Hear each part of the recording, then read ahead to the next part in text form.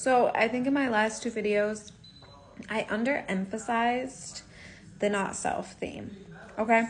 The not self theme in human design, if you don't know, human design is a system that utilizes Kabbalah, I Ching, the chakra system, and also astrology, right? Which is why you can see the planets, and you can also see the zodiac signs. You can see the planets in signs, which are in gates, which are part of the I Ching, which are placed into the body, which is part of Kabbalah because of these centers and the chakra systems. So right here you have your all-in-one based on your time, place, and date of birth. In the last two videos, part 1 and part 2, I went over aura type, design, centers, undefined, not defined. Basically just a simple short way to navigate human design without getting lost in all the information that you don't need necessarily. But in those two videos, I really underemphasized the importance of understanding the not self. The not self I have here with the little snakes, with the little serpents, because this is where we take in and are conditioned by other people's energy, and then we attach and hold on to that energy, and it takes on an identity that we think is us, but it is not us, and we end up in our not self theme, which is for me, anger. For others, it's frustration, disappointment, bitterness.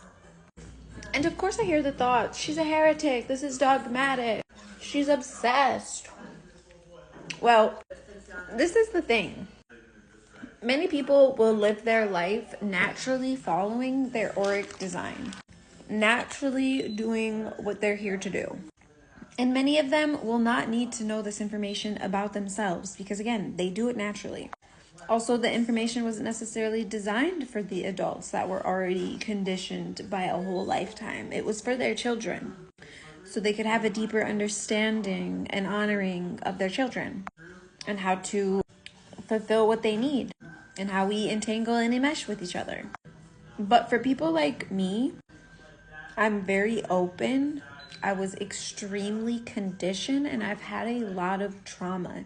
The trauma in and of itself creates like a tear in my auric integrity because I was lost in the serpent energy of my not self, because that is how I was conditioned by society to behave. I'm a manifester. My strategy is to inform. I have emotional authority. I was raised by 2 generators. I was conditioned to just work. Serpent energy. Because as you see, I do not have a defined root and I do not have a defined sacral. I was literally waiting to respond and I was completely cut off from my emotions, operating from just what I see, completely tangled up in this G center. So for me, design was the key to my liberation from letting go of all that energy that wasn't mine, but also taking accountability for the energy that was mine and the impact, because the manifester has a big impact.